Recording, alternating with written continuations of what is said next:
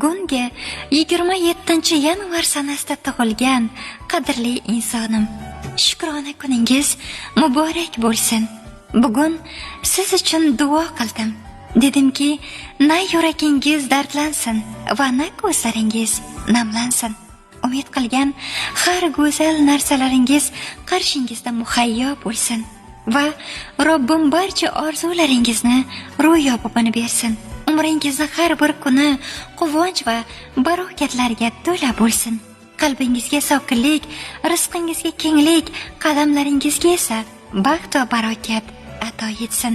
Siz orzu qilgan narsalardan ham go'zalini Allohim hadya qilsin. Tug'ilgan kuningiz muborak bo'lsin.